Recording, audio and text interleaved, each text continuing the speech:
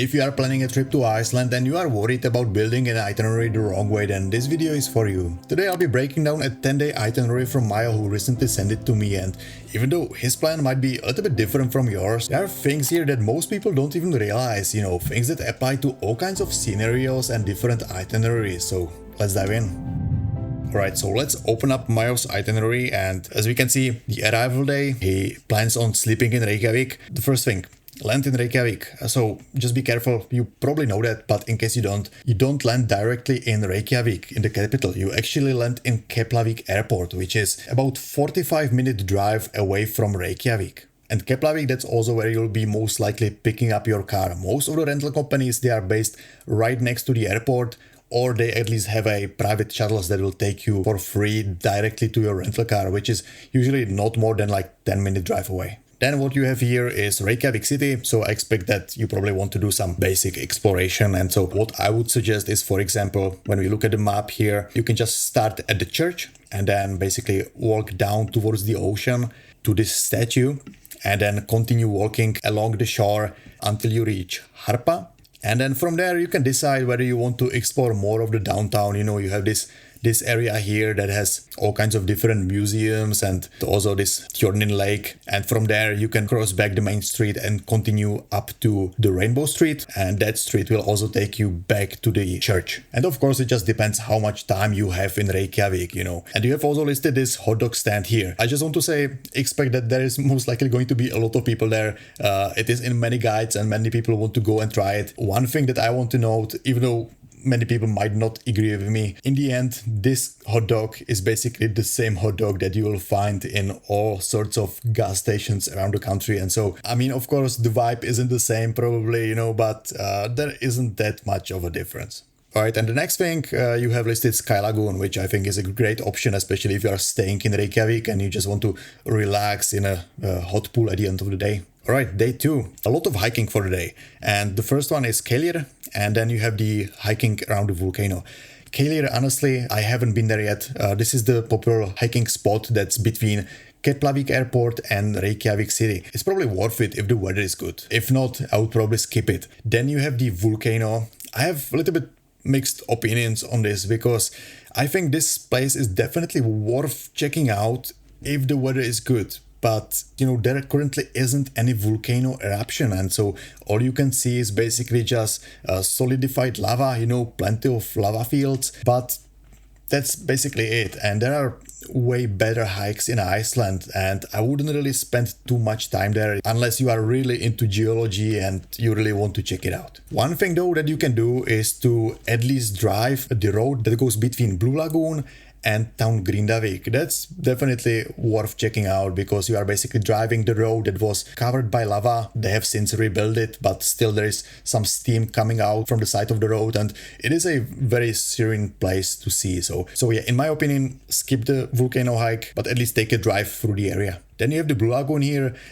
Of course, every tourist who comes here, especially for the first time, wants to do and experience that. The only thing you have to expect is that it's most likely going to be crowded and it is definitely overpriced. So these are the only things. Other than that, go for it. So these were basically 2 first days, staying in Reykjavík and exploring the areas there. I also wanted to mention, if the weather is shit and you don't want to go hiking anywhere, what you can do is to explore the area of Reykjanes Peninsula, the peninsula where Keflavík airport is located. And I have actually done a video on this that you can check out later. And there are many interesting places there to see that you can basically fill up the entire day with, and that are definitely worth checking out. So these were 2 first days, and now we are moving to day 3. So we'll be moving away from Reykjavík, and the first thing that you listed here is the Reykjadalur hot spring thermal river. Definitely place worth checking out. You basically hike into this valley that has this geothermal river in the middle, and you can bath there. And even though this place can get pretty busy,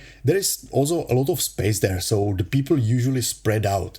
Still, it's a good idea to go early in the morning so you avoid most of the crowds. Then you listed this Djúpagilsfoss waterfall and Reykjadalur thermal bathing pools. Djúpagilsfoss, that's basically on the way to the river, so you won't miss it. And Reykjadalur thermal bathing pools, that's something that you'll see in Google Maps. That's listed right next to the parking lot, that's by the way paid. And and that's not a place where you can actually bath. You are actually bathing in the Reykjadalur hot spring thermal river. That's about a 1 hour hike away from the parking lot. So expect that. Just have some good clothes and good shoes and you are all good to go.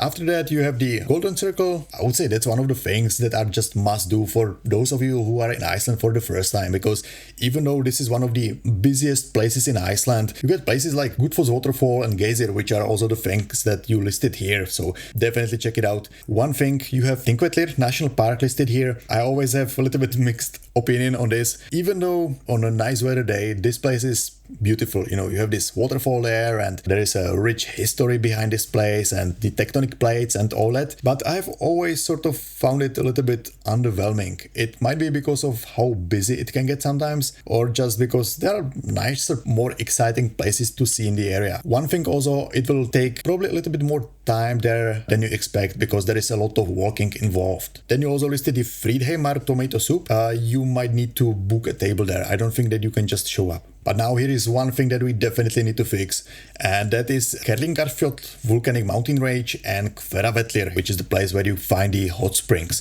Unfortunately, in the time when you are planning the trip, which is early June to late May, something like that, most likely you won't be able to get there. It is located in the highlands, and these roads usually open in like mid-June. So of course, if the winter is pretty weak, there isn't much snow, you might be able to get there earlier, but I don't think it will be possible. And even if it was, this day would be just way too packed. It is a lot of driving, and considering you are going hiking and then you have the Golden Circle, that's basically enough for the day. Also the stop for the lunch at the tomato farm. So yeah, this would not be really possible either way, in my opinion. Now, day 4, let's start with Hrunalaug hot spring. You have it listed here as free. That's not true. There is a entrance.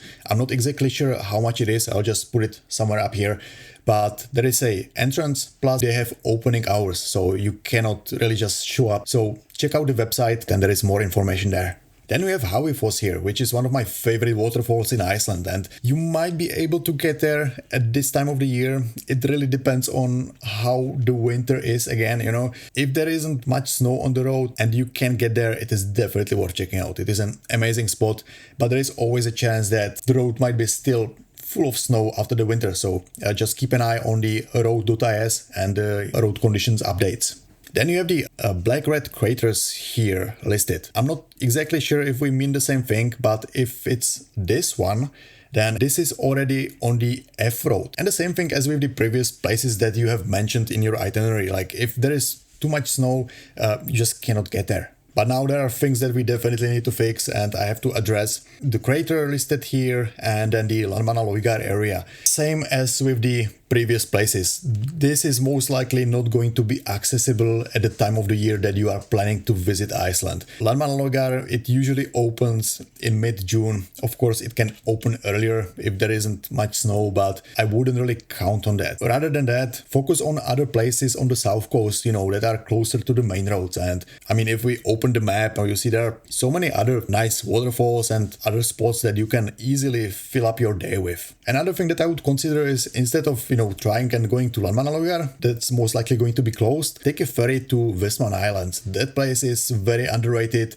and is absolutely breathtaking and definitely worth checking out too. Another thing that you have listed here, DC-free airplane wreck. I have not been there honestly, but I've always skipped it because it's basically just an old plane wreck that somebody dragged to the middle of nowhere and now they are charging for it. So if you are into planes, check it out. If not, then I think it's just okay to skip it.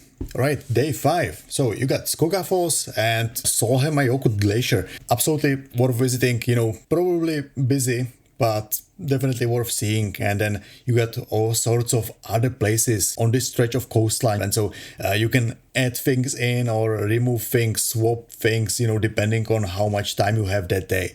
But you also have the Solheimasandur plane wreck, another plane wreck, which honestly, I think it's only worth going early, which you have noted here in the itinerary. Just know that if the weather is bad, it's definitely not worth going, unless you book the paid transport that's actually going between the parking lot and the plane wreck. Other than that, there is nowhere that you can hide from the weather, and if you get caught by a wet weather there, it's just a miserable place to be. Just keep that in mind. Other than that, you have Dyrhólaey cliffs listed here to hopefully see some puffins, and you have noted parking here. There are 2 parking lots there actually. You pay once and it covers both parking lots, but from one you drive up to the lighthouse from where you can see the stone arch and then also the view on the black stretch of the beach.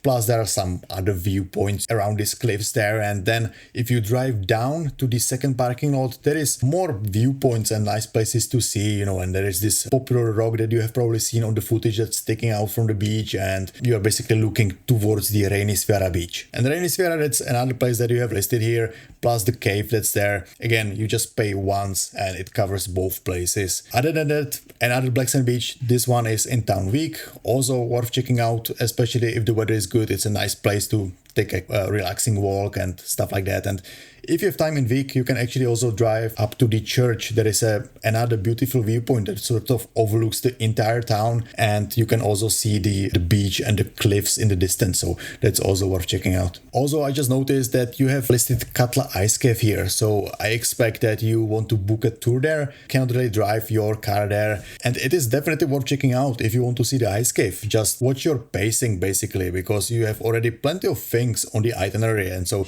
you can either book a late tour with the company, or you just consider moving it to the next day. In this part of Iceland, there are so many places to see and visit, as you can see in my guide here, and so it really depends on how much time you have in that area, and you can sort of add or remove things from the itinerary or swap things around depending on what you want to do and see and how much time you have. Right, day 6. So we are moving towards the east coast slowly, and you have the Gígagjá cave here, which is also known as a Yoda cave, obviously because of the shape. It is definitely worth checking out. Then you have the lava fields that you will drive through on your way east. Fjadrárgljúfur Canyon, worth checking out if the weather is good, I think. Can get busy sometimes, honestly, but the views are worth it. And then you have Svartifoss, which is in Skaftafell actually. It's a bit of a hike, but if you have time, go for it. And then you have the Glacier lagoons, Jökullsárlón and Diamond Beach. These are the places that are next to each other. Again, there are 2 parking lots. You pay once and it covers both spots. Plus, I have to check it out, but I believe that if you pay for either Skaftafell or a Diamond Beach, then it also covers both places, so you only pay for one. And then you plan to visit Stokksnes and Viking village.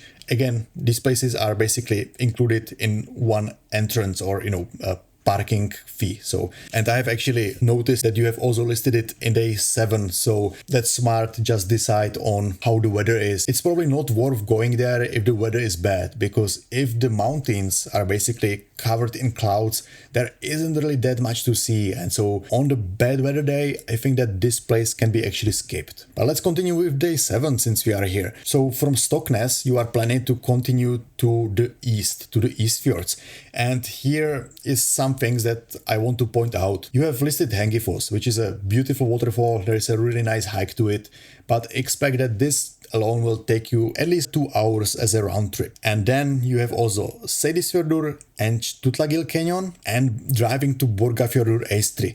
And unfortunately, that's too much. Either decide between Stuðlagil and Hengifoss, which in my opinion, Hengifoss is nicer place and more exciting place to see. And then just drive to Seyðisfjörður, and if you can find accommodation, stay there, because on the way to Seyðisfjörður there are plenty of more beautiful waterfalls, plus Seyðisfjörður itself is a beautiful place to be, and there are other places around the fjord that you can actually see and explore. And so if you can finish your day in Seyðisfjörður, if you cannot find accommodation there, then maybe drive back to Egilsstaðir, which is a bigger town. But in my opinion, I would definitely skip the Borgarfjörður Eystri, even though it is a beautiful location. It just adds way too much driving to the day, and you will be way behind the schedule. Plus, there is one more thing that I want to point out. The drive itself, from Stokksnes to East Fjords, it's such a scenic drive, and there are so many spots that you don't even expect that aren't listed on Google Maps and stuff, and it will definitely take way more time than you think. And so also put that into consideration, so many hidden waterfalls and viewpoints and stuff like that. So again, skip Borgarfjörður Eystri on this one, I think. Now moving on to day 8. So we'll be moving towards north, and you have listed Dettifoss. That's amazing, powerful waterfall, especially at this time of the year when the snow starts to slowly melt. There is so much flow in the river and definitely worth witnessing. There are another 2 waterfalls there, one upstream and one downstream of Dettifoss. If you have time, these are definitely worth checking out too. You can actually see Dettifoss and these 2 other waterfalls from both sides of the river. The road that's on the west side of the river, that's a paved road. There are also facilities, you know, like toilets and stuff, and there is a big paved parking lot. The road on the east side of the river, that one is definitely less busy. Just expect a little bit bumpier ride, you know, it's not in the best condition, at least the last time I was there. However, you get, I think, a little bit better and, you know, different views on those 3 waterfalls, and again here, just depending on how much time you have. And then continuing, you get the hot spring shower. That one is really nice. It makes for some great photos. However, it can get obviously busy because it's right next to the road. So you'll be passing that anyway. Decide then if that's worth stopping or not. Now, Víti crater, that one is not to be mistaken with another Víti, which is in the highlands. But this one you can easily drive to. There is a paved road. Remember, once you are there, there is one viewpoint that's a bit lower next to the parking lot. If you have time, just hike a little bit up to the rim of the crater. It takes no time whatsoever, and you'll get some nice views from up there as well. Next things that you have listed here is Krapla lava fields and Krapla blue lake. That's the same thing as the Víti crater, I believe. I don't know about any other blue lake. There's a tiny little blue lake there, but I'm not sure if we mean the same thing. But Krapla lava fields, that's more commonly known as Leirhnjúkur, and that area is beautiful. However, one thing to note, because you have also listed this a little bit lower here, Hverir geothermal area. Hverir and Leirhnjúkur, these areas are very similar. Hverir is a little bit bigger, maybe a little bit more impressive because you get more of these steaming vents and bubbling mud pools and stuff like that. You have that in Leirhnjúkur as well. However, you have to hike there, and that alone will take you maybe additional 1 hour as a round trip. On the other hand, Hverir, you don't have to hike there at all. You just park the car and you are basically there.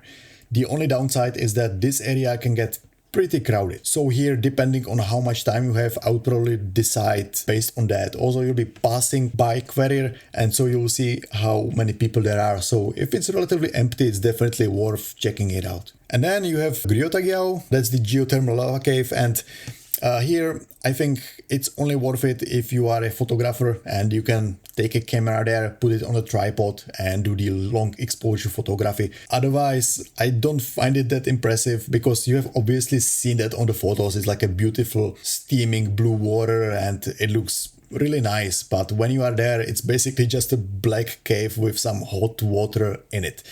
But then you also have the Hverfjall volcano. It's a beautiful place to check out. There's a little hike involved. Plus, if you want to spend more time there, you can actually hike along the entire rim of the crater. But I think it takes maybe 40 minutes, something like that. So depending how much time you got.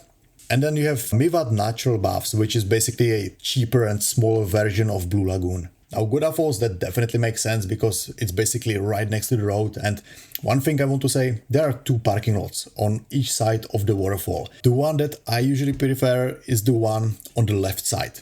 And the reason for that is that you can actually, the last time I was there, you can hike down actually to the waterfall. So you are basically next to the river looking up to the waterfall. And you can, in my opinion, also get a little bit nicer angle from the viewing platform on the left side of the waterfall. Then you have the note here, skip the tunnel and go around the mountain. You have either done your research or you've been watching my videos. Either way, I always recommend that. I think this is a nice drive. It doesn't add that much time to the drive.